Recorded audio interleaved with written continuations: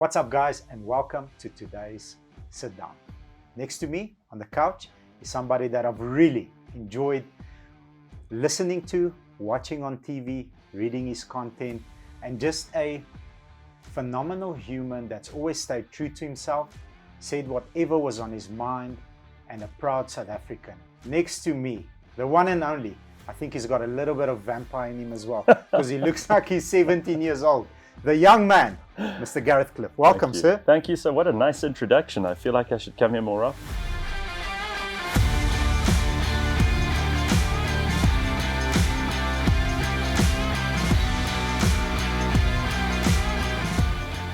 Thank you, It'll sir. pep me up. I'll feel motivated for those days where I'm not so thrilled to be awake. I'm so nervous because normally I speak to people that come out of banking or army, and you are normally sitting on this side of the conversation, and I'm really honored. Thank you so much for agreeing to this interview. Sure, what a pleasure. I can't wait to dig deep into your past and Let's go. some of your life experiences. So, favorite question, 17 years old, you look the same. You really look the same. Sits here next to you on the couch. Who is that young man? What's important to him? What are you processing in your mind? How does life look at 17 for Mr. Gareth Cliff? So I was probably quite a nerdy teenager. I mean, I had lots of confidence, and I suppose I had a good sense of humor. That was the only reason any girls paid attention to me at high school. But I had like a huge superiority complex from where I cannot tell you. I thought after school, I'm going straight to be emperor of the world. Nice. But you say that and people think you're insane, and it probably was. So I'm glad that I reformed my opinion on what might be possible after that. Look, there's still time. But there was a lot of self-confidence, which I think is something it takes a lot of people a long time to establish.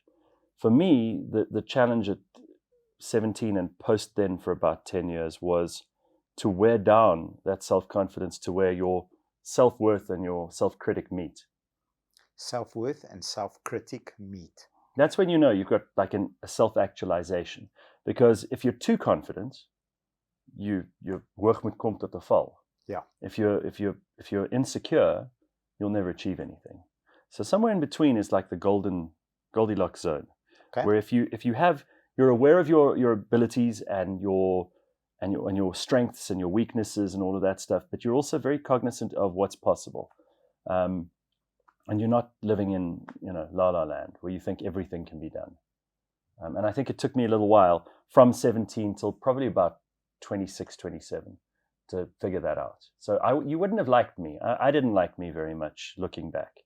I was a bit full of myself. I was mean. I thought it was funny to be mean to people.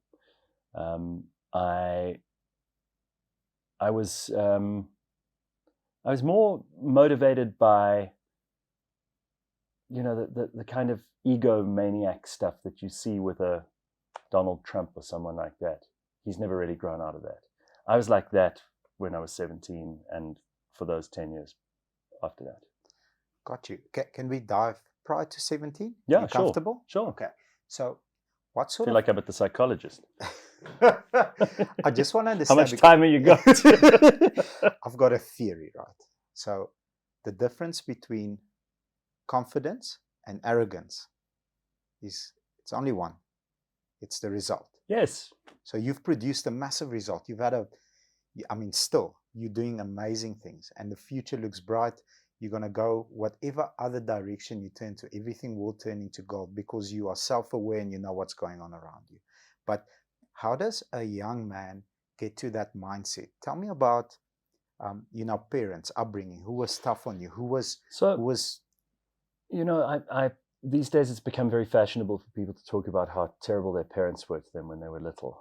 And you hear people go on all these talk shows on TV and when I was little, my aunt abused me or my grandfather hit me with a stick or any of that. I didn't have any of that, and I have no experience from my childhood that has any negative connotations. I must be the luckiest guy in the world. And I'm extremely grateful for that. So Absolutely blessed. I don't make fun and mock and ridicule people who have had real adversity to overcome. It's a horrible thing to have that kind of a start in life where Yes. you don't feel loved, or you don't have the resources, or you feel like no one cares for you, or any of that stuff. So I have a genuine sympathy for those people. But I think it's become Sort of cool. yeah, it's become cool for people to have some kind of victim origin story. Yes. And I don't have any of that. So I don't make stuff up. Good. I can only recall I was the eldest of three. I love my brother and sister very much. Luckily, they're both still around and thriving. Both of them are more impressive people even than I am. My parents are still happily married. I don't know how, after almost 50 years. I think it'll be 50 years next year. Amazing.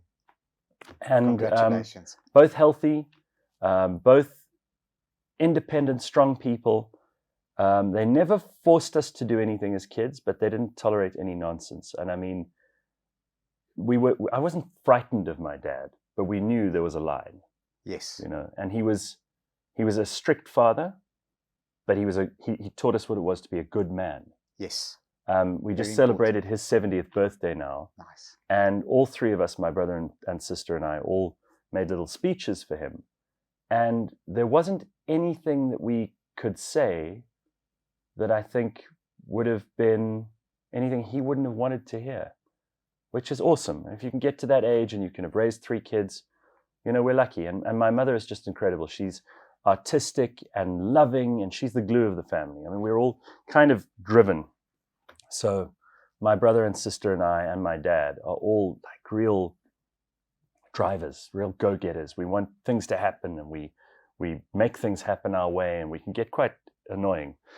We can be quite bolshy. We can be, Yes. you know, aggressive sometimes. And my poor mother she's the only one in the family who has this soft, gentle ability to hold everyone together. And really, I think it's just a massive stroke of good luck that all of these factors, plus growing up on a farm, which I did for the first couple of years of my life, going to school for a little while in KZN for primary school, having lots of friends, and seeing how to live. You know, you learn from your parents like monkeys. Yes. You watch them and then you do the same thing. And luckily, they always set a very good example for us. They continue to. And I just hope we're making them proud as well, which I think we are. Absolutely. But yes, I think the way you grow up it's, you know, people talk about privilege these days. They talk about all kinds of privilege, wealth, race, class, gender. It's all nonsense. The only real privilege in this world, and I have it, and I'm very proud of it, is that I grew up in a house with both my parents who loved each other and loved me and loved my siblings. That is real privilege. And I don't feel bad about that. I'm just very grateful for it. Beautiful. Can I give you a piece of my story? Very Yes, similar. of course, yeah. Mom and dad, happily married. Mom, sweet lady, loving, caring. Dad, firm. You know, this is right and this is wrong. And that developed a different mindset in me. I want to prove my mom right, because she always said, my boy, like my school marks, single digits. I really struggled at school. I'm like, shit, I need to learn about science. And what is that? I wanted to make money. I want to jump out of school. Sure. I want to make money. I want to prove my mom right for, you know, supporting me when dad's like, you have to get this boy's marks up. It's your duty, like teach him stuff. Like, and I wanted to prove my dad wrong, to say, listen, you're a firm father. You know, you're challenging me, but I'll prove you wrong. I'm going to make money, and I am going to build a business, but come from a loving family. So not ashamed. I'm very proud. Yeah. I had a fight with my dad about a half an hour ago. You know, me and him still bump heads Yeah, all yeah, the yeah. time. But I love every second, because we push each other up, and you know, we challenge each other in a respectful. I think what you just explained there, and what is true for a lot of people who have good male role models in their life, and unfortunately in our country that's not the case for most people, right? Yes. We've got 65% of the forms at home affairs don't have a father listed 65%. for the births in South Africa. That's so sad. That's absolutely terrifying, because no matter how hard a single mother tries, and we all know how hard they try, they have to, right? They work their fingers to the bone. They try everything. there's always going to be a gap. People have forgotten they all talk about toxic masculinity and all this stuff. They've forgotten what powerful masculinity is, and they've forgotten what men are meant to do in society. Right? And that's why we're falling apart. Yes. We've got lots and lots of strong women, and that's not a problem. And strong men are never threatened by strong women. Never. In fact, they love them. They can cooperate, men and women, when they're in their power, can do amazing things together. Absolutely. And have throughout history. History is not the story of men. People say that, but every single man has to have come from a woman. And most of the great men in history had a powerful mom, a powerful sister, a powerful wife, a powerful daughter, and a combination of those, perhaps. The reality is that we've been pitted against each other, usually by politicians. Yes. The same way as people talk about white and black in this country. To confuse you. But only when there's an advantage for them around election time and they need to stir up nonsense. Yes. When people are talking about cooperating and building and growing and making and all of that stuff, there's no time for that nonsense that separates us. And unfortunately, men are not living up to the standard. And it's not just annoying men, it's annoying women. Yes. Because women are walking around going, who the hell am I going to marry? Yes. Who do I want to spend my life with? Yes. So I wish I can play this voice note, but I can't. But I'll play it for you in private. Our head of HR is in one of the meetings where I've got 4 guys around me. Mm-hmm. And I challenge the one boy and I say to him, I met your wife in the gym this morning. Okay. You are slightly below average in terms of income. Okay. Your wife works at a law firm. Okay. She's the PA to 3 big attorneys in their 30s. Okay. Here's your problem. You love this woman. She's like, I'm no oil painting. Okay. But neither are you. Okay. I say to this boy, you really married a beautiful girl. She's smart. She's intelligent. Looks you in the eye. Body language. She's a high value woman. Right. Unless you get your fucking nose in gear, start earning money and becoming a high value man, mm-hmm. she's not yours in 2 years. Do you love this girl? She's going to leave you. She's going to leave you. Then HR is there. She was the HR for a very, very big company, a couple of thousand people. I recruited her because I want to grow a big business and I need someone to guide me. She sends me a voice note. She says, you have no idea how good that was, not only for him, but for the rest.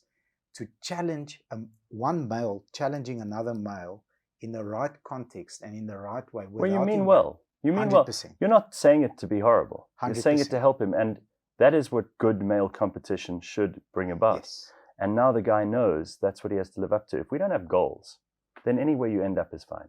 100%. And now the problem with society today, and I agree with you, and toxic masculinity, and you've got Andrew Tate saying all these things, and all that aside, a woman cannot respect you if you don't show up as somebody that can be respected. And neither will men. Nobody will respect you. Your 100%. Own children won't. 100%. Wow, this conversation no, I'm took sorry. a few turns. We were going to go somewhere else. Go on. I love it though. And at 17, I'm going to be emperor of the world. I'm picking up. It sounds so ridiculous. No, I love it. Fuck, you should be confident. Yeah. Man, you should be confident. I love I've drawn confidence. I still have the books. I mean, I have to burn them at some point because someone will find them and think I'm a megalomaniac. I used to write in those A4 books plans for how government would be structured, how everything would be done. But like proper, if you saw them, you'd think I was insane. I like it. But what I'm picking up is having not a comfortable childhood, but having a childhood where you could be a child. Big ups to mom and dad for providing that security, that help, and that nice environment where you can be a child. Mm-hmm. And many are not privileged to grow up that way. But there's nothing wrong with confident 17-year-old. I'm a little bit cocky. I've got an attitude. I want to take over the world. I think it's you're right. Life sort of like equalizes it through trials and tribulations. But you come out of high school and you enter the big world. What happens next? How do you end up falling in that river? I went straight into university and started studying law, which was, everybody, if you got reasonable marks, you either had to go and study medicine or law or engineering. Was that an influence from your parents? Not really. Not really. Society. Neither of my parents have university degrees, so they thought it was very important that I had to go. Good. My grandparents all had university degrees, but my parents were very badly behaved. Interesting. Yeah. Eh? So they were rebellious. They were of a generation where they thought, we're not going to do all the things our parents did. So my parents then said, you've got to get a degree. Whatever you do, after that, you can do whatever you like. But this is a non-negotiable. Yeah, get a degree. Did you spend time with, sorry to interrupt you, with your grandparents? I'm sorry, I'm jumping. So only my dad's father lived very long into my adulthood. He died when I was in my early 20s. But the other three all died when I was still quite young. And my brother and sister hardly knew them at all. Okay. But I knew of them. Okay. And they were very much a presence in our house. Pictures of them up on the wall and stories about them. Got you. Okay, cool. Anyway, and they really are all remarkable people in and of themselves. But I went to university, decided law was the thing because it seemed like it could be more fun. I mean, engineering, we've all seen what the engineers on campus look like. And I thought that's never going to be any fun. And also medicine was too difficult. And they took us to this, they took anybody who had reasonably good marks at school to the medical campus. And they showed us these specimens in jars of like, a child growing out of the side of another child and all these weird things that they'd, no, proper weird stuff. No. And I thought, that's cool. I want to see that stuff, but I don't want to deal with people with bad breath and smelly assholes and, bad feet. And I have to fix nuts. So I thought that's horrible. So I decided law is the best thing because you can always keep a bit of distance from people. Yes. And I studied law, did 3.5 years. I was about to finish law, and I just decided this is not for me. But while I was doing that, I was doing campus radio as well, which I really did enjoy. And I thought, this is so good. This is so easy for me. I'm having fun. I'm getting the attention that any 20-year-old wants. Yes. I can. It's a playground. And I can say whatever I want. This is true freedom of speech, right? And I was outrageous on campus radio. If I did any of that stuff now, I would be utterly cancelled. So is it because the way that mainstream media is controlled now, or is it because it was a campus radio station? What do you think? I think things have changed now. There is such, because of social media and because there's a huge amount of pressure on people to say and not say certain things. And you know this, since you've started this, there's things that you're going to get into trouble for. Yes, you just 100%. Know. There's episodes that we didn't air. Oh, yeah.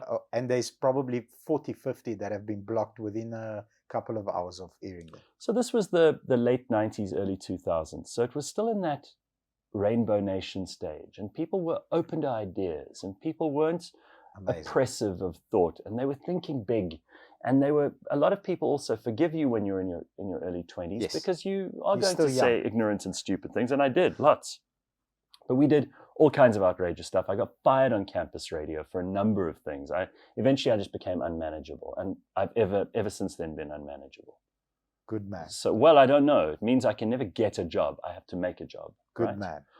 Well, sometimes I look at people who have a job and they know how much is coming in this month and they know how much they get for their retirement and their medical aid. And I think maybe that would be quite nice. Anyway, so I quit law. My parents were horrified. They're like, we're not paying for any of this. You're paying for all of it. So I said, fine, I'll have to get a job. So I went and applied to work at 702 Talk Radio Station at the age of 20. And they gave me a producer job and I was a rubbish producer. I ended up producing for Kate Turkington and Barry Ronger and John Robbie. And legends in the industry. They were all amazing, but I was the worst producer any of them ever had. And they'll all tell you that, the ones who are still alive. I hated it because I really wanted to be on the air. And so eventually I got a break and I met John Burks, which was really the catalyst there. And John Burks introduced me to Rena Brumberg, who remains my business partner to this day. Yes. She put me on radio at like midnight on 702 all those years ago. And that was really the beginning of an actual career. Amazing. So obviously that eventually leads to, new doors being opened and now you get discovered. You obviously a little bit more mature. Slightly more mature, but then you've got her, looking, saying, Gareth, like this is you going towards that. Or is that not the case? No, listen, if I hadn't had Rena's influence in my life, I would have burnt out a long time ago, because I would have gone to the extremes. And in particular, in those years when you are doing anything on radio for attention, it gets you ratings. Yes. But ultimately, you're an idiot. No, and you will eventually be fired, because you become unmanageable. And then it's not worth it for them, because you're not bringing in enough money to justify the amount of trouble they have to take for you. Afterwards, yeah. Right. And at the same time as radio had started to kick off, I got offered jobs on TV. They offered me tons of game shows and things. We said no to all of them. I say we, because Rena and I made these decisions together. And it was really a brand building exercise, even though I wasn't aware that that was it at the time. I mean, she's the brains of that, without a doubt. And I give her all the credit in the world. Listen, we still fight. Good. And but we go on holiday together. We get along like a house on fire. So in some ways, she's a business partner. In some ways, she's like my other mother. In some ways, she's like my travel companion. And it's a weird sort of thing. She doesn't have children. I don't have a wife.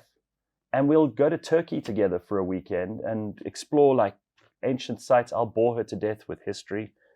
She'll want to go to markets and shop. But we get along really well. And in business, I couldn't have wished for anyone better. You know why? Because I trust her. And if you have someone you can work with who you trust, everything else is easier.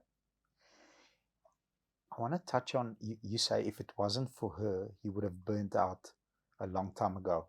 What sort of energy does she bring to you? So I suppose I want to formulate my question properly. Is she the go-to person when you've, I won't say you're a professional. You never get to, I'm overwhelmed and I don't know what to do.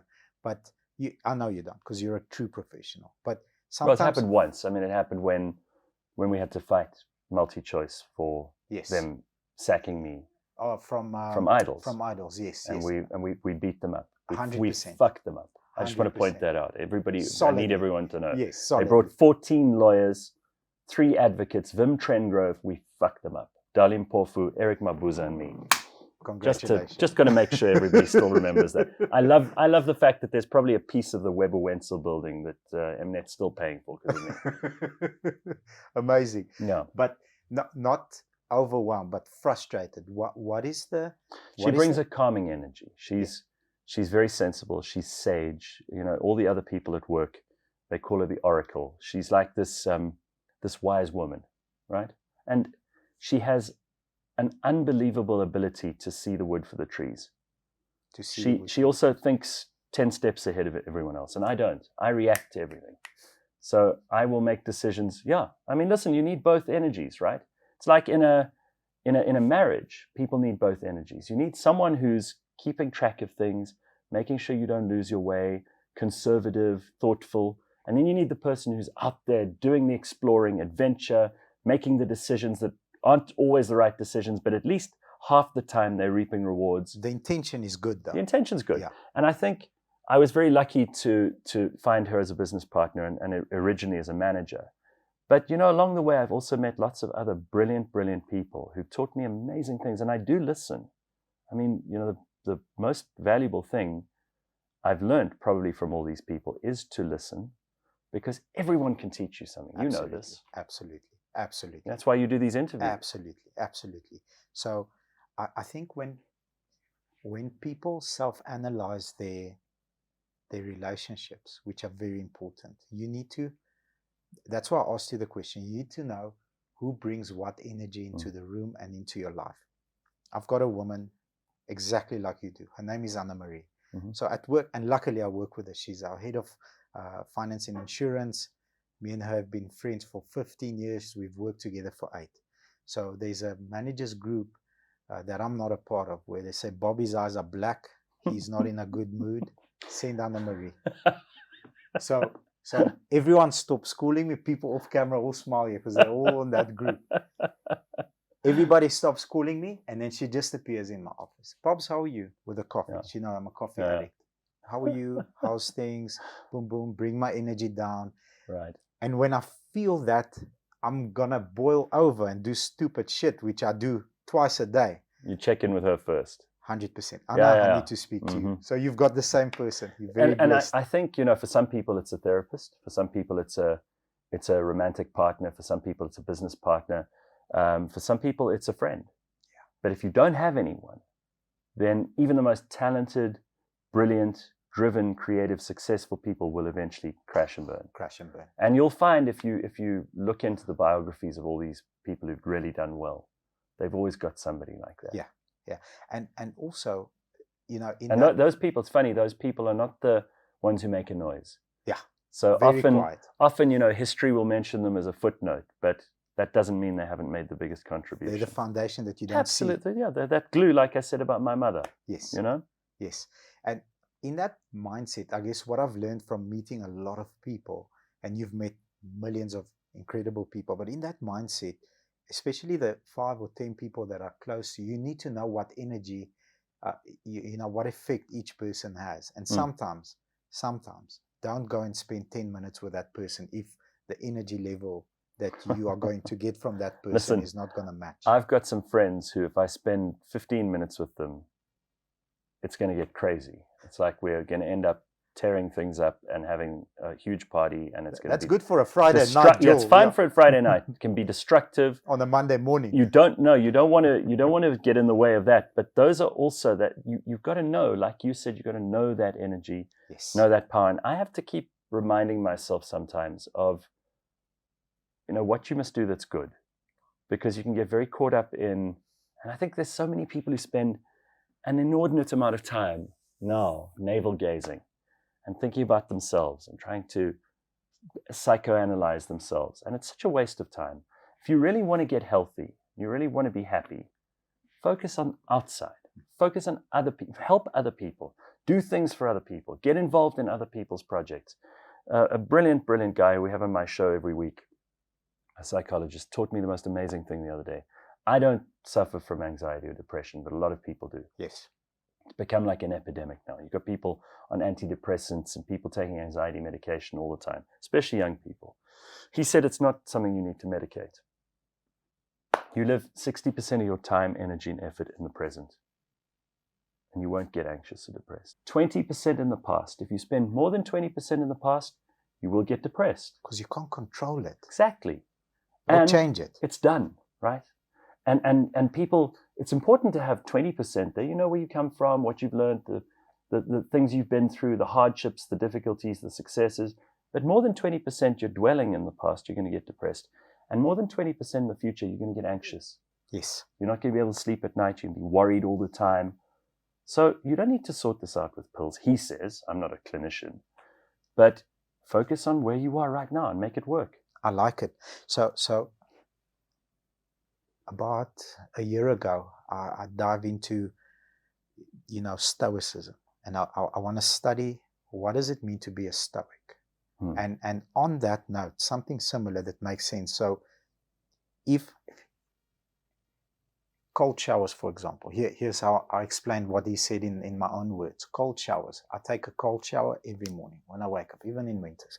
So in a book somewhere I read, it doesn't matter what my body feels. Like, it's not comfortable. Especially the last few days has been bloody cold. Horrible. But I go in and I don't care what my mind says to me. It's not important. I open the cold water and I have a cold shower because it's what I want to do. Okay, right now, boom, boom, I close it. Okay, so emotionally, I'm detached from my body. So I don't care what emotion I go through right there and then. Afterwards, I experience an emotion of I'm proud of myself for doing that. So I'll put myself in a difficult situation at 4:02 every morning. You can check my phone. I'm in my shower, 4:02. Okay. The rest of the day, like, I don't care about my feelings at 4:02 while you were sleeping. Why do I care about your feelings? You understand? I don't care about my feelings. Look, I mean, so this is also something that people have started to realize now, and it's a result of too many people like Oprah on TV saying that you should follow your feelings, follow your heart. But that's nonsense, because your feelings change on a minute-by-minute basis. Second. So you could be in a great mood, and then someone makes a coffee for you that's really shit, and suddenly your mood is terrible. Or you were waiting for a big deal to come through. It doesn't. Now you're in a foul mood. That shouldn't be the reason you make bad decisions through the rest of the day. Self-analyze. Why did you lose the deal? What happened? And stress, in my opinion, is caused by something that you can control, not you can't control. Stress you can control. My sales guy says, I'm stressed, I'm not going to hit target. Okay, sit. Turn the screen. Go into his portal. Dude, you're like 60 calls behind where you should be this month. 15 applications behind. Don't be stressed. Get to fucking work. Go make the calls and get the apps. Right. Stop being stressed. Do something. You can control stress. And you know, the 20% in the future, I can't control the future, but 60% of my focus should go into make the calls, get the apps. Do what you do now. Do it right now. Love that analogy. People who put things off are bound to get anxious eventually. You know, your list builds. I have a list every day, and I'm not as disciplined as you at that cold shower every morning. I don't punish myself all the time. I've done it. It's not fun. And I also don't believe that everything needs to be, you know, pain and laden. But I am pretty disciplined about lists. I think it's a bit of an obsessive compulsive thing. But I draw up a list every day when I start the day. And then I tick things off on that list. And if I get through 75% of them, I have had a good day and I can sleep well that night. How many points are on your list normally? Depends. I mean, some days they're like 20, some days they're just 3. And how do you formulate the list? Stuff that needs doing. Most important first, or as it comes to mind? So I usually will do the hardest one first. The hardest one first. If I can. I mean, it depends on the day. You know, I have this show in the morning, so I can't go to gym first thing and, you know, do the things that most people do first thing in the morning. But I will usually tackle the hardest one first. And then 75% is your target. Yeah. You see, again, like, don't punish yourself because there's a balance here. There's no point in being the kind of person who gets everything done and is totally reliable and everyone can depend on, and you're taking on all this pressure and you're not enjoying your life. If I want to listen to a nice piece of music, I'm going to. If I want to meet a friend who's going through a shitty time, I'll go and do it. If I want to stay at home and do nothing on a Saturday, I will. I'll be very happy to do that. Got a dog, I'll make a fire, especially now in winter. I'll sit there, I don't need anyone else around. But if I want people, I'll have people. Got you. And that's just for the fun stuff, right? For the serious stuff, there's nothing better, you know this, than getting stuck into a project. Yes. There's no feeling in the world to compare with when you have something to do and you want to do the best possible job you can. And you get tooth and nail into it. And I must be honest with you, those have been a few and far between in the last couple of years since COVID. So I'm a bit frustrated on that front. I wish you many more, my friend, and very soon. I know they're coming. Bring the challenges, right? There we go. And it's within the failure that the fun times are, because that's when you figure things out and like, ah, shit, I failed here because... Okay. Next question. Go for it. The young man on the campus radio station, you know, being loose and saying whatever he feels and being free. If you could speak to that young man with the experience that you have now, you've written books, you've got your own show, you've done the TV thing, you've done Idols, which I freaking loved. You know, the wooden mic was my favorite. When a person starts singing, well, I'm like, boring. I just want those guys that you're going to give shit to the whole time. But, you know, spent many, many years on radio. What is like the 2 or 3 things that you can teach that young man, and hopefully that young man is watching, or young lady? So I'm going to disappoint you, because if that young man was me, there's nothing I would say that he would listen to. Okay. That's Makes where I sense. said Makes sense. Immature, very overly self-confident, really just looking for trouble and looking for attention. And he wouldn't have listened. So I could sit there and say, I'm actually you from the future. He still wouldn't have listened. But if there are people who are listening, you know, so much in life is about balance. You've got to be a young person who actually enjoys being young. So in other words, you've got all the energy in the world. You're in an opportune space for being with your friends, having a good time, exercise, love, excitement, all of that stuff. You've got to make the most of that. But at the same time, you've got to start laying down the groundwork for the kind of life you want in your 30s or in your 40s. And so you've got to, again, spend 60% of your time in the present, 20% in the future, and 20% in the past. I think that's a very good formula. And I would only have taken that on retrospectively now. I didn't know any of this before. Because life also throws opportunities at you. You've got to grab them. Sometimes it's not part of the plan. And if you miss it, you'll miss out because you're so focused on that goal that, oh, I've got to make X amount of money, or I've got to go to this country, or I've got to meet this person, or whatever. And if you're too focused on those things, then the opportunity will slip past you because you're single-minded, myopic. If you are just very lackadaisical and you don't care and whatever happens, happens, and you just live life according to whatever flows and ebbs your way, then it doesn't matter what opportunities come at you because you won't grab those either. You'll think, probably not for me. It's somewhere in between that you've got to find that.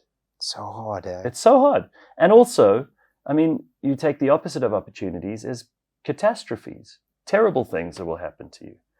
And no one plans for those. No one. No. Not the most unbelievable strategist in the world plans for all of those. Nobody could have planned what happened to the world in 2020. No. Right? No. And yet we made it. I mean, most of us did. Yeah, that was incredible. That balance of, being focused, but being open-minded to opportunities when they arrive, that they don't fly over your head, being ready to catch them. I think, that's evergreen advice. And I think even in your 30s, 40s, you can still, there's lots of time. People live up to 80 years old. Your dad turned 70, happy. Still... I know guys in his 90s. He's made billions of dollars. He's still as sharp as a knife. Amazing. He's 90, so he's not like, doing gymnastics. But the guy is absolutely clued in. He knows exactly what's going on. He's not in charge of the business necessarily anymore. He gets that balance sheet every night. When the shop closes, he sees what's come in. And he knows where the leaks are, and he knows how to ask difficult questions. And he gets such a thrill out of it. He takes such joy out of it. That means something to him. You've got to have something that gives you meaning, purpose, right? And it can change through your life. Yes, it does. The thing that gives you meaning when you're 17 is different to the thing that gives you meaning when you're 37. Yeah. What drives you evolves eventually. But when you're young, when I was young, money drove me. So it's a good driver. 100%. Because money is, you see, people say money's evil and all of this stuff. Money's not evil. No. It's a very good estimation of value. Yeah. I mean, if we didn't have money, I'd still have to give you something in exchange for a coffee, right? Yeah. And if I really wanted that coffee, I'd be willing to exchange more for it. Yes. Than maybe someone else would. That's simple free market dynamics. It's the way human beings have interacted for thousands of years. Yeah. And it's the most honest and decent and respectable 100%. Way people 100%. Can. Because I see you as my equal. I need this, you need that. How much do you want for it? We come to an agreement. Yeah. That's the most honest relationship anyone can have. Yeah. And it evolves because, true story, when I was coming up, all I wanted was an M5. That was the thing that drove me. Then I said to myself, when this company sells 50 cars a month, the first thing that I'm going to do is buy an M5. Okay. The day we sold 50 cars, I bought a silver M5. Said, all right, now that I have an M5, what's next? Next is 100 cars. What do I reward myself with at 100 cars? And I worked my butt off and I got it. But eventually, that sort of didn't become boring, but that didn't drive me. Then I evolved into a different driver. So I would like a young man to be able to buy an M5. Yeah. So that drives someone me. Who works for you and who you can mentor. Yes. So when he does that, that means I'm duplicating myself. If I do that well enough, that's how I get to my big goal. I wonder what that is that happens in us. I think it happens to most people. Where you reach an age where other people's satisfaction and joy starts meaning more than yours. Yeah. Maybe because in your case, you've certainly achieved an enormous amount. And maybe you've reached, because, how do you know when you're rich? I draw up 4 lists every year. My lists again. People are going to think I'm insane. Love listicles. So my 4 lists are 3 people I want to meet, 3 places I want to go, 3 things I want to do, and 3 things I want to buy. Love every year. And this is a fun thing. It's not like New Year's resolutions. If I get 2 out of 3, I'm happy. Yes. So I could want to meet someone really famous, a great author, a scientist, a celebrity. It could be anybody. The thing I want to buy could be a nice white shirt. Yes. Beautifully tailored white shirt. Yes. Or it could be, new spade for the garden. You don't know. It could be something really silly or something. It doesn't have to be expensive stuff. Places I want to go could be a place up the road that I've never actually gone to look at. Some monument or something. I love history.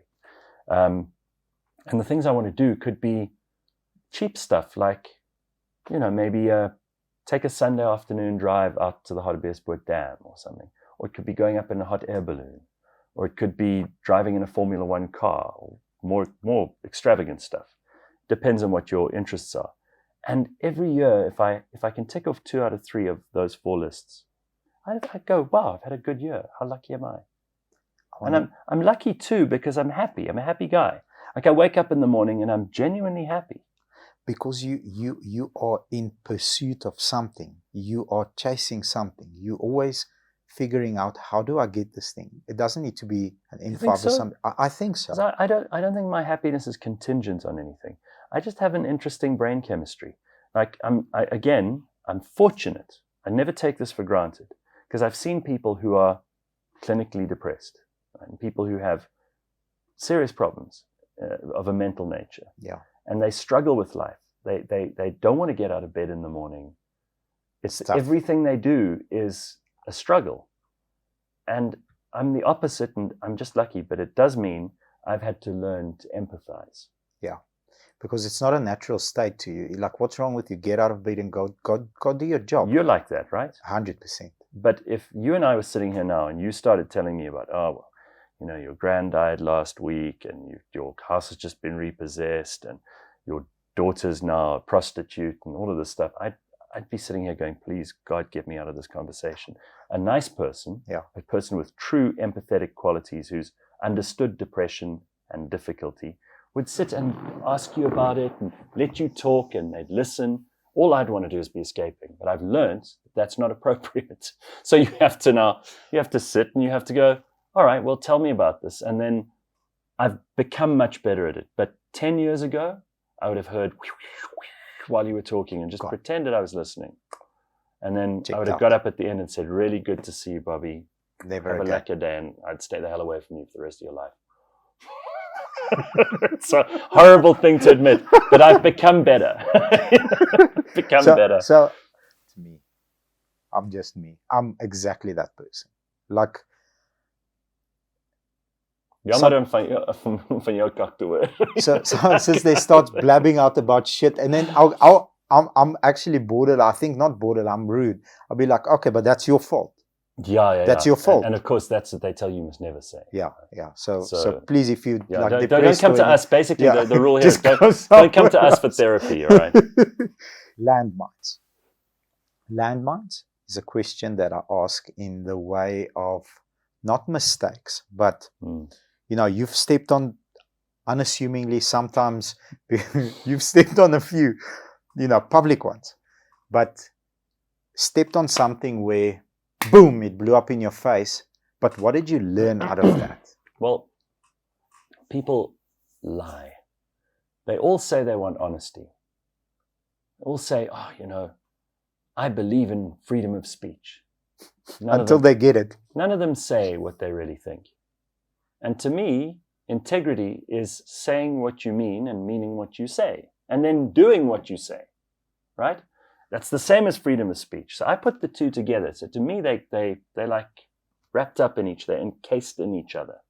And people will say to you, for example, I love your honesty. And you'll say to them, but you have the ability to be honest too. Why aren't you? No, when you say to the government this and that and the other. I say, but you can. Oh, no, I won't say that. Because it will affect something else, which I'm protecting and I don't want to lose. It's just a lack of courage. That's all it is. Lack of courage. Because how do you know when you're really free? When you can say whatever is on your mind. Yeah. And when you can do the things that you say. So if I promise you I'll be here today at 11 o'clock to talk to you, I'm going to be here. Right? That's how I know I'm free. No one else is going to get in my way. I'm going to do what I've set out to do. And also, I can talk to you about anything. I don't have to think about preparing on the way here now. What kinds of questions do I think he's going to ask? And you are you everywhere you go. I don't have, when you've done 3 hours a day, 5 days a week on radio for 25 years, there's not a lot that you can hide. Yes. People can read you, because if they've followed you for that long, and not everybody does, but if they've just listened enough, you can tell when someone's pissed off, tell when they're in a great mood. You can tell when they're being honest. You can tell when they're just humoring someone. And it's too hard to put up a bullshit story. You have to remember 2 versions of the truth. That's going to drive you mad. It's much easier to just be you. And when people say they want honesty and, I love when you tell the truth about this, I always think, well, help me, like join me in this. Yeah. I don't have to do this. I'm not doing it for your good. I'm doing it because it feels lekker when you're in that space. You can say what you think. Don't you want to be there? And then they go, yeah, but I've got house payments and I do too. There's a way to do this. If we were all free individuals, we could really build a society. That was the idea of the Declaration of Independence. Yes. Of all those great men of the Enlightenment, Hamilton and Washington and Adams, Jefferson. Those people believed that the autonomous individual had the ability to live in a free society, and the only time you stop being a free individual is where my bubble bumps against yours. And then we figure out a way of living harmoniously. Yeah. Until there was, big business and influence and control and rules and parameters which are designed to suit only a few. Well, not even just that, but a lot of people really like being told what to do as well. A lot of That's the sad thing. And you saw this again with COVID. You saw how many people just said, put on the mask, I'll get the vaccine, I'll do whatever government tell me to do. I did nothing they told me to do, and I'm very proud of it. I look back on it now nobody, you can look back on their Facebook from like 3 years ago, and they're like, I got vaccinated, and they've got triple masks and a face shield, and I think you're a sad individual. You are the kind of person, if Hitler was in charge here, you'd be in the SS, wouldn't you? Yeah. 100%. They all think they're good. 100%. Until they realize, like, oh, hell, I just went along with what everyone told me there. Sheep. Huh? And a lot of people like taking instructions and like being told what to do. And maybe I'm just rebellious. Maybe it's that same 17-year-old we were talking about just now. Though, if you really want to get me to kick and scream and behave badly, tell me what to do and don't give me a good reason. Like, I can understand if you give me a good reason. If you say to me, listen, sell this many cars this month, you'll make this much money. Yeah. I'll listen to you and I'll do exactly what you say. And if I make the money, I'll come to you and say thank you. And if you don't, you can come and question and say, but your theory is wrong. But you got to explain it to me. 100. Because I'm not just going to accept whatever you tell me. If you say to me, you do this and you live by my rules or else, then I'm just going to cause trouble. I mean, we had this team building exercise once when I was in one of the radio stations. And I hate those things. I'm not good. I'm not a team player. I'm none of those things. So the minute you put me in a situation where you're drumming or making mosaics or fucking walking through fires, that shit, Tony Robbins nonsense, I just lose my mind. And I start becoming destructive. Like it becomes my goal to team deconstruct. Yeah. I go around fomenting dissent. Like a proper, kind of... a rebel. No, but like one of those people who used to stoke up revolutions. Yes. And I can see it's a very destructive thing. And I know when I'm doing it. And now I've got better at stopping myself because people like that. They want to feel part of something. They want to build something together. And that's all very good stuff. And then I come in, and because I'm not like those people, I start being destructive. That's not good. So now I stop myself and I go, actually, you're just different. Mind your own business. Don't bugger up what other people like. The old me was critical of religion, horrible about religion. Religious people are not a threat to the world. If anything, they're a huge boon to the world.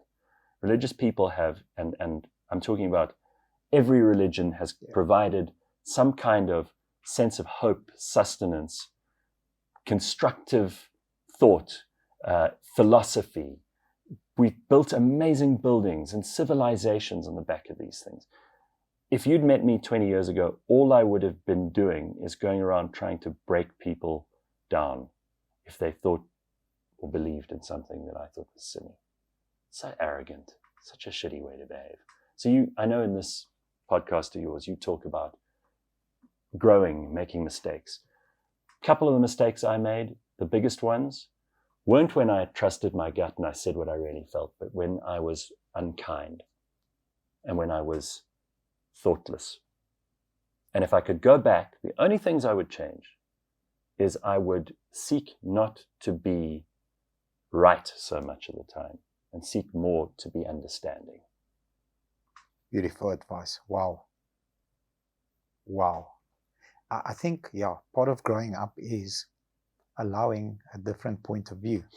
Not necessarily to agree with them, but just to understand that, yes, people do think differently. And as much as I also don't want to sit and do drums and for some people, if it brings you joy. I hate that stuff so much, though. Yeah. Like I went to this company who will remain nameless once, and I had to MC their function. And they had the people standing there like, I kid you not, like the Nazi youth, the Hitler youth going, these are our values, all saying them at the same time. And I looked out at this and I suddenly felt like Leni Riefenstahl. And I was like, I got to get out of here. Like I couldn't wait to get out of there. It was like brainwashing going on en masse, and it really bothered me. And this was in a South African corporation. Corporate company. Yeah. They were reading out their values. They weren't doing this, but they were doing everything but. Yeah. Wow. I mean, the intention's good, right? We have values. These are things we believe in as a company. It's essential. You've got to create a company culture. That's very important. You do. But when you've got people chanting it like that, like, when are the tanks coming? Der Blitzkrieg. No. It's not good. Not good. I'm telling you. This happened. This was like, 5-6 years ago. Amazing. Yeah. You're very comfortable in your skin. You know who you are. You do allow. Well, no, hang on. I don't mean to interrupt you, but Socrates, the great Greek philosopher, said, "Know thyself." It was inscribed on the entablature of the Temple of Apollo at Delphi. Yes. Know thyself. It still remains one of the best pieces of advice. No one really ever gets there, but hopefully during the course of your life, you get closer, knowing thyself, right? And that's not just to kind of the psycho babble that we were talking about earlier. It's to actually know your strengths, weaknesses, know what contribution you can make, and know that at the end of it, you've made the world a little bit better.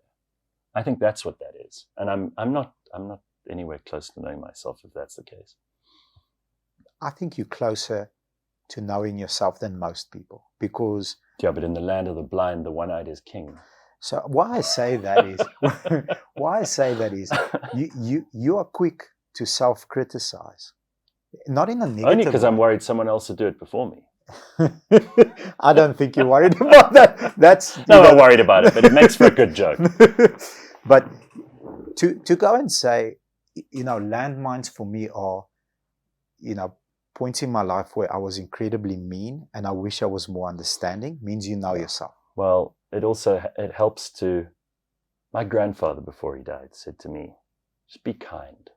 That's all he said. He didn't say it on his deathbed. It wasn't like some movie scene. Yeah. But a couple of weeks before he died, we were just walking around in the garden and I said to him, what's really important? And he said to me, just be kind. I thought, what a brilliant thing. If I learned nothing else from that man in his life, those two words. Be kind. Oh, such good advice, right? So if you're going to dispense advice, and some people have amazing things to teach all of us, right? Yeah. And you've interviewed people on this show. I've had people on my podcast. I've spoken to some absolutely genius people, so much cleverer than I am.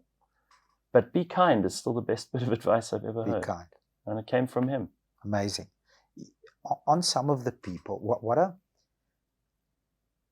what are some of, like, 2 or 3 men or women that really stand out? Because you've spoken to hundreds of thousands of people, like 2 or 3 that really. Wow.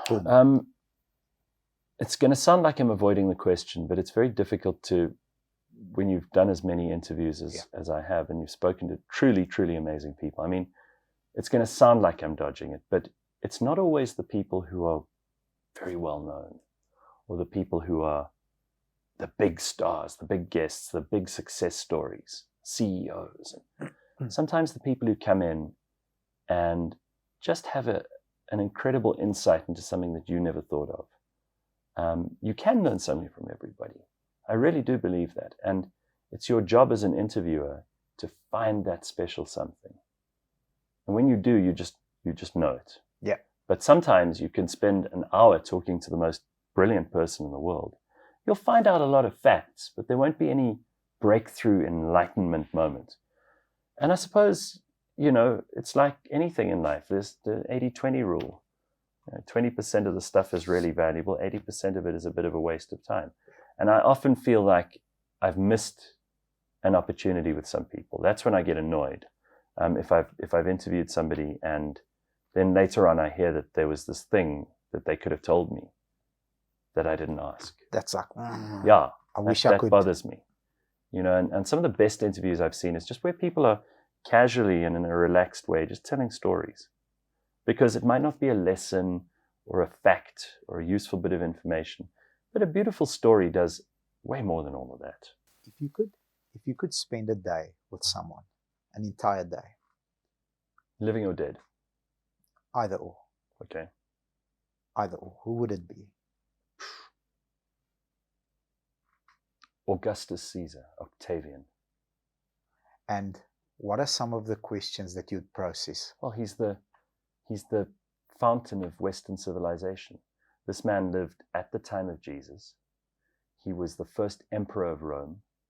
He was the great nephew of Julius Caesar. Yeah. He established, first of all, he fought Mark Antony, he fought Cleopatra. He established Western law as we understand it now. He famously said, I inherited Rome brick and left it marble. And then on his death, which was the only natural death of, most Roman emperors died in very violent ways. But Augustus died in his 70s at his holiday home in Nola in Italy. And he had all the people surrounding him, his family and his friends.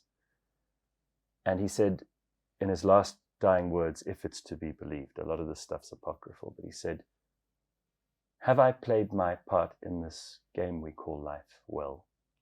And Livia, his wife, stood next to him and she held his hand and she said, yes, Augustus, you have. And he said, in that case, applaud, and died. And died. Isn't that magnificent? Wow. And they all clapped as he died. That's quite a story. Wouldn't you have liked to have met someone like that? Yes. And even in his last minutes, I think he still wondered, could I have done more? Is it enough? Well, don't, but what a horrible thing to think. Why would you think that? That's pretty good. I think creating Western civilization is no small achievement. That's what I'm saying. Law and architecture and government and the administrative state and all of the things that he established. I mean, the Pax Romana, it was the longest period of peace since time could be recorded, and probably ever since then. Yeah, because there's never been peace really in the known world, right? I mean, there was actually complete peace in Europe for a couple of years. Phenomenal. What my mindset is like, even though he achieved so much, he was still not questioning himself, but asking, like, have I made a difference in this game we call life? No, then that's you're what right. I meant. Yeah, then you're right. That's what I meant. So in other words, could I have done more? It wasn't hubris, it was humility. Yes, from a humility point of view, yes. But you see, there's something beautiful about humility when someone is truly great. Like if you've been president of the United States, if Barack Obama is humble, it's an amazing quality. Yes. If you're humble and you've done absolutely nothing in your life, it counts for nothing. You're arrogant. No, you're just uninteresting. Yeah. I mean, people say, and especially in South Africa, this is the thing that drives me crazy. They're like, oh, he's so humble. And you go, yeah, but he's done nothing. Of course, you should be humble. Give him a couple of million rand, 3 Lamborghinis, and see how humble he becomes then. Then he the secretary finds him attractive, and the neighbor, and this, that, and the fourth. And he'll behave like his true nature will come out. Yes, so sir. That's interesting what you just said now. It's amazing how, like, a lot of people, again, think that money will solve all their problems. Money creates more problems. Well, it does. but it's funny that it magnifies. Like, if you're a terrible person before you have money, you'll be a terrible person when you've got money. But times 10. Yeah. If you're a lovely person when you have no money, and I know lots of poor people who are just the loveliest people, And I don't mean that in some patronizing way. These are actual friends of mine. It's sickling. Yeah. You know, like things are not working out for them financially, but Yeah. they're fantastic people. Yeah. And if they had money, they'd be just as fantastic, but times 10. Yeah. On the Ed Milet podcast, I heard something that stuck with me ever since I've heard it. He calls it a thermometer. So I've got like 3 or 4 people in my life where their temperature is very hot in certain areas of their life. Our mutual friend, George. Yes, Mini.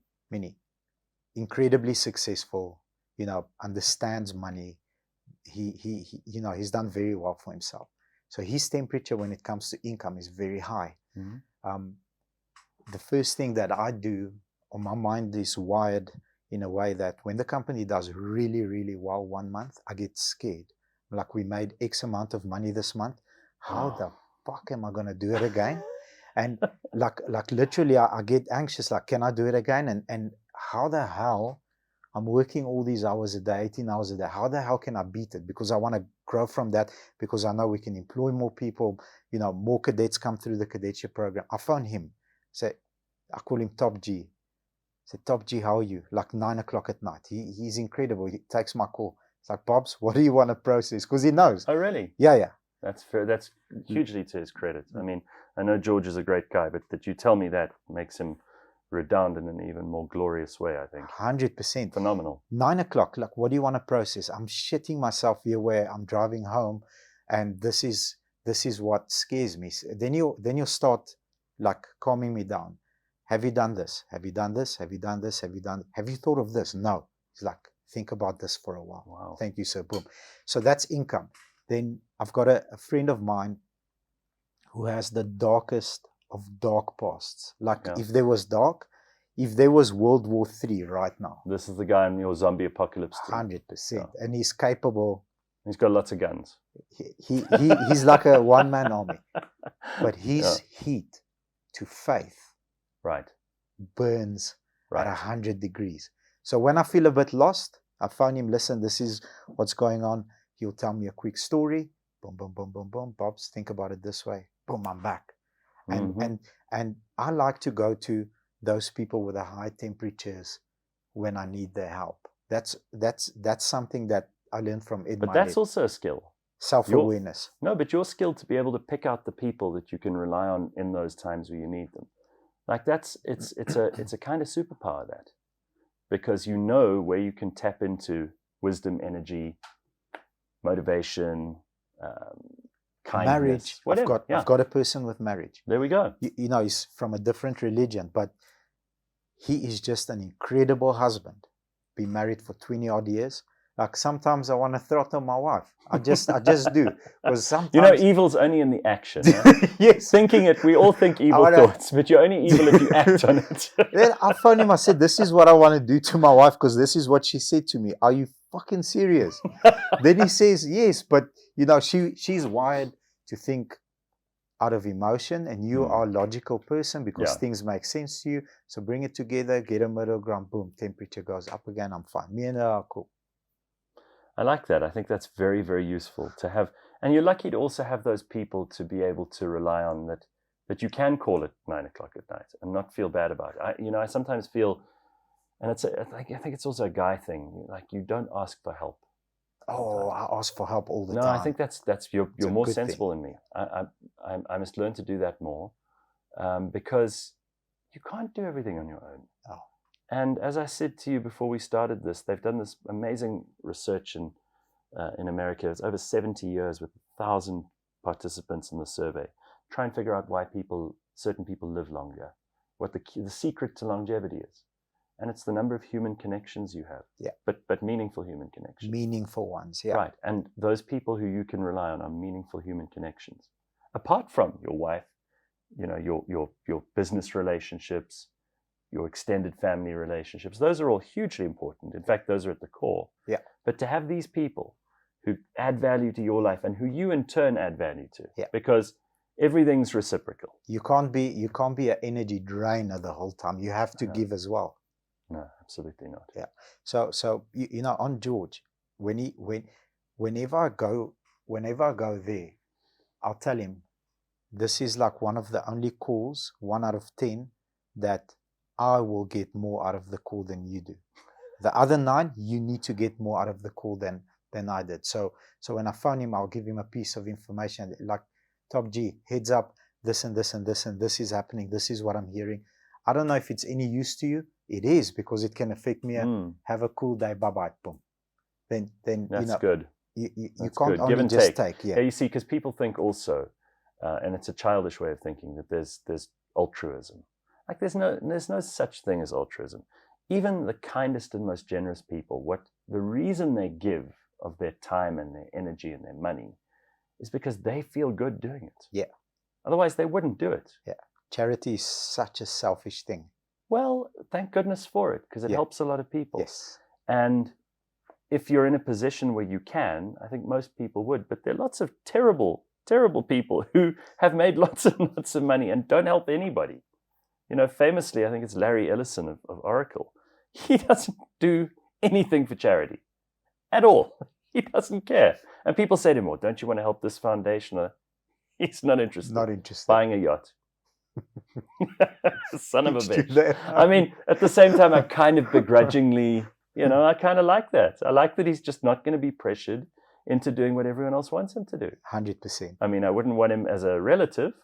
Because you're getting nothing. Zero. Like, hey, Yeah. like, go away. Although I think he'd be quite a fun friend, because he's the kind of guy who clearly, will give you very honest advice. Yeah. And very straight up, hardcore truth when you need it the most. Man, that's so necessary. I've got someone with a very high temperature when it comes to that as well, which is you. How long have you been friends with Cyril Ramaphosa? You- Please. When it's necessary, he will kick my ass until I sit in the corner and sulk. And that I'm like, out of all of those, I'm really thankful for that specific person. He's not scared. He'll kick my ass, not tell me what I want to hear. You might tell be me a the truth. masochist, eh? What is a masochist? So it's someone who likes being beaten up. Motor industry, every day somebody's someone's beating you up. So you're a boom. masochist. You are, because of the industry you're in. That's what it's done to you. Like I'm also 17 years old. I've got all this grey hair that I had by cutting it short the whole time. Cool. On the motor industry, first car. What was your first car? First ever car? It was a City Golf. It was called Blanche. Nice. Sound in it? White. It had cuck sound. Ah, I had one of those. I mean, listen, these are the days when you have to take off the face of your radio. yes. Use it for protection. Oaks would steal. No, Oaks would steal your radio. And then you had to put one of those gorilla locks on I the remember. gear lever. Remember? And, That's a while ago. Yeah. And in the end, I think I was driving on some really terrible road, and a big truck went past me, and the edge of the road was like this, so I ended up rolling the car. Look, I was okay, but the car was totaled. So bye-bye, Blanche. Yeah. Shame. Like ultimate favorite. Like I saw Mercedes key, if I'm not mistaken, when you walked in. I do like Mercedes. You like the brand? What's the I have ultimate my car? screensaver on my computer, and I'm not even a car guy. Because I bought a couple of sports cars when I was younger, and it caused me unbelievable irritation and trouble, because if someone sees a Vantgat guy in his 20s driving around in those cars, it's just bound to lead to trouble. So I still think that the sexiest car, and I drove one not so long ago, is the Mercedes GT. The GT. Oh my God. Oh, the sound it makes. Oh, and just the look of that, the front, the back, inside, it's just, what a sexy car. Okay, I'm going to treat That's you. a beautiful And car. it's a promise I'm going to make on camera. Oh, don't promise. Me, you, and Top G, AMG experience. Kailami, have you Done. done that before? No, let's go. Done. Let's My go. treat. Done. I love it. love the GT as well. Absolute. That's a super car. Okay. You're a big reader. Mm-hmm. You studied law, so that was part of the fun.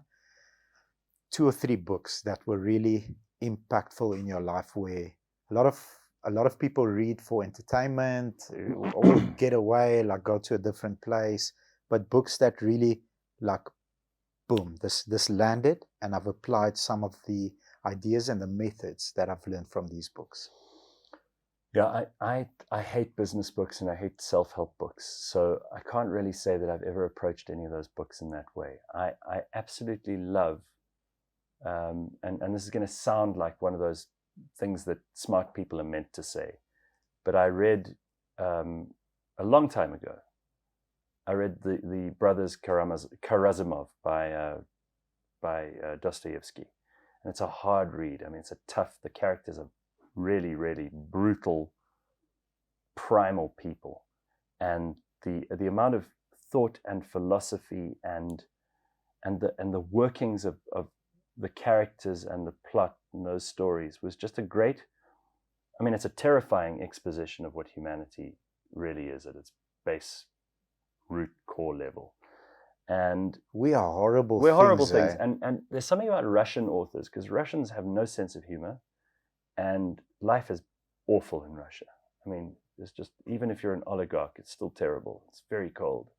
They make that vodka in the backyard that has lizards and God knows what in it. And I mean, they drink to escape their lives. You know, they drank most of the time in Russia. And they've been through a horrible time as a nation. Just absolute hell, from czars to Stalin to just terrible things. And now they're being forced to go to war again. And I feel like forced, yes, I agree. I think there's something in that book that I've never really forgotten. I like reading nonfiction, so I don't read a lot of storybooks like that.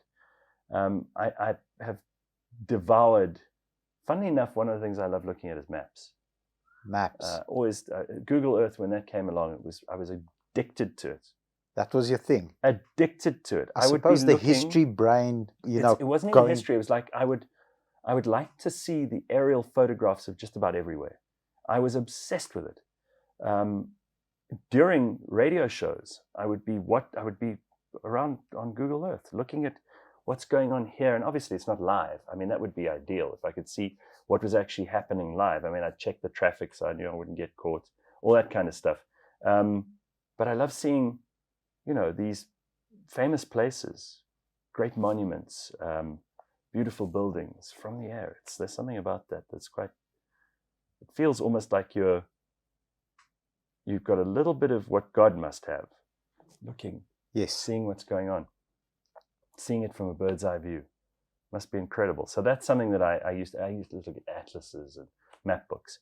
But I love reading biographies, so especially biographies of very, very ancient people and medieval characters. I've always enjoyed books about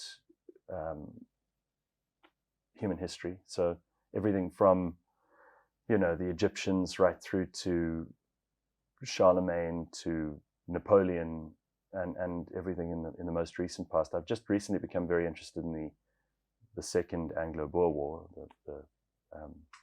the one that was ill-fated for the Boers. But I went to the battlefields in KwaZulu-Natal in April. A friend of mine organized a trip there, and I got to see where some of these battles took place, and it just sparked an interest in me. So I've started reading about Kitchener and about, the Battle of Colenso, for example, and various other characters. There's so many interesting people in the history of this country. We think South Africa has a short history, but it's full. It's packed full. Yeah.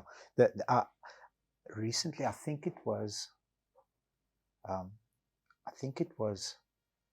by the author of 48 Laws of Power. He wrote another book, and it mentioned, a certain war or a certain battle where Shaka Zulu, it was that era where Shaka Zulu actually, beat the British by. I think it was. You're probably thinking about Isandlwana, which was tremendous. I mean, there was a huge Zulu victory. Remember, at that point, the British Empire was the most powerful empire in the world, and these guys armed with assegais and shields, barefoot, took on and essentially the reason it's only the victor gets to name the battle, right? So Rorke's was named because the British won it. Isandlwana was named Isandlwana because the Zulus won it. It was like 2,000 British, British soldiers, and then 20,000 Zulus, just fearless, absolute. So they had guns, huh? Couldn't have been easy for yes. the Zulus. So These Brits had guns. So I would like to spend a day with Shaka Zulu and ask him how. I mean, he was a maniac. Yes, Sort of like me. You might not live to tell the tale. Well, it will be fun while I, through the process. You know Vlad the Impaler? Yeah. Vlad the Dracula? That's where he comes from. Yes. Impaled his enemies. He stuck a spike right up their asses into their heads. That's how they died. And a really skilled torturer would get it to go past your organs so that you'd suffer for longer. Wow. Psycho. Shaka did that too.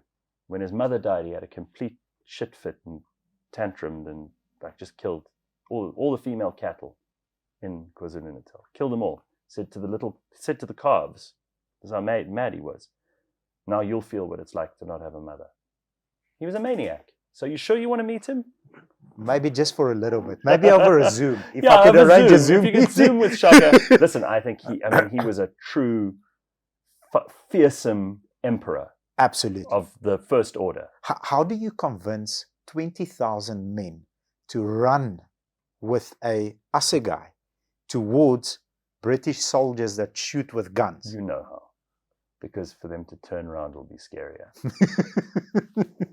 Fuck. Yeah, that's right. Thank you for the answer. Because what you're going to do to them is going to be even worse. Yeah, I'll take the bullets. I'm not going back to that cycle. Jeez, yeah, it's like those incredible conquistadors who landed in South America and burnt the boats. Yeah. Because they said, no, we're going to make this work. Yeah. There's no going back. Incredible bravery. Incredible. Right.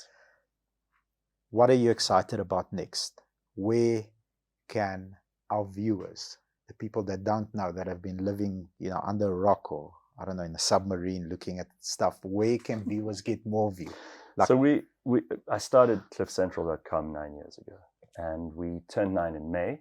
So we're coming up for 10 years like the EFF. But we've done amazing things, and I'm so happy and proud of what we've done. You said earlier that what gives you joy now is to help someone else to make money and to be successful. And we've launched so many careers. I mean, in our first, arguably 4 or 5 years, we had 40 shows a week. Wow. And we launched many amazing talents into the market. And we've helped so many other people to start podcasting and doing their own thing. And I hope we've inspired many more. And I'm very proud of what we've done there. And we continue to break new ground and to innovate. And I'm very, very pleased with the business that we've built. It's tough. The economy in this country is tough. And I think you probably know this better than me because we often judge the economy by car sales. Yeah. And if people aren't selling cars and people aren't buying cars, then there's no money. Yeah. And I feel like we're really at a very low point in this country. So business is tough. I'll tell you what, if you're keeping your head above water now, and this goes to anyone who's running their own business or is working for a company that's struggling, keeping your head above water in this economy is as much as succeeding beyond all expectations in a successful economy. Yeah. And you deserve a gold medal just for getting through what you're getting through now. Yeah.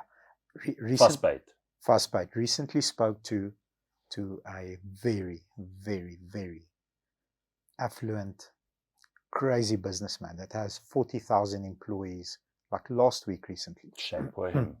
Can you imagine having 40,000? Yeah, he's he stays in a R500 million house. Wow. And his yacht is worth more, parked, next to his house. But anyway. This is a good friend to have. Yeah. He says, after COVID, post-COVID, our industry, because he's not in our industry, but he understands our industry. Sure. Was very buoyant. And, George will say yes to this because interest rates are all-time low. We're giving out loans at 6%. That I've been in this industry for a long time. 6%. I'm like, what's going on? This is cool. Now we're gonna. That was fake. Yeah. Just like this period that we're going through now, I believe is also fake, because there's a lot of factors that contribute to 11 interest rate hikes in a row. Luckily, this last meeting that they had, stabilized. Hopefully it starts going down and it starts to ease. What are you saying? You're saying it might actually be better than we think, or worse? I think it's worse than... Oh, God, I don't want to hear that. I think it's worse. Ugh, I came here for you to make me feel good. I'm leaving now. But... That's the end of this interview. But, I think in the very near future, 12, 18 months from now, we're going to sort of equalize and meet between where we currently are, because it's not fun at the moment. No, it's horrible. People's income. I did a presentation to our management team. 18% of your income has been diminished by the 11 interest rate hikes in a row. 18%. Now, the average salary increase in South Africa has been 5% in the period of 2022, 5%. So 13% of your income is gone only to your house and to your car. So average house, just a quick calculation. Average house in South Africa is 1,120,000. Okay. At 7.25%, which was prime November 2021, your payment was under 10 grand. It's currently 13,000. Your car's up $800. So 13% of your income after your raise, which is an average of 25,000 rand in South Africa, is diminished, and you haven't upgraded your lifestyle. Now, as South Africans, we know this.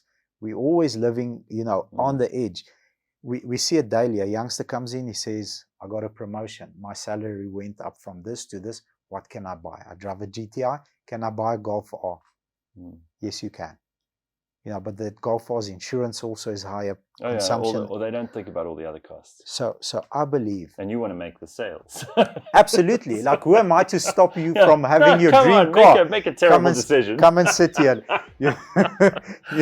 It's your life, but that's South African culture. That's and now 13%, of your income is diminished. Everybody's getting a fucking wake up. Like this is. Listen, there's no middle class in this country anymore. Unfortunately, there are people who are doing better than average. They're not even rich. They're just doing better than average. They're scraping through, and there are a lot of people who are not scraping through. That's all we've got. I really think 12, 18 months from now, the rates, everything stabilizes, and it's easier. I really do. So. From your mouth to God's ears. Thank you, sir. My friend, may I call you my friend? Sure, of course. So, I was really nervous for the sit down. Number one, because I haven't done one in like a couple of months. We stopped doing them because you should be like Shaka. There's no turning back. It's just been crazy at work, and focusing on growing the sales and keeping things together. Really nervous to meet you, because you are an absolute master in this field that we are attempting to do. Some stuff You're doing very well. Very well. Thank you. Really appreciate it. You've been very kind. You've thrown golden nuggets all the time at us. I really, really appreciate your time, and I've learned a lot. I know everybody that watched. That's very kind of you. No, thank you for having me. It's fun to spend time with you. It was an absolute joy.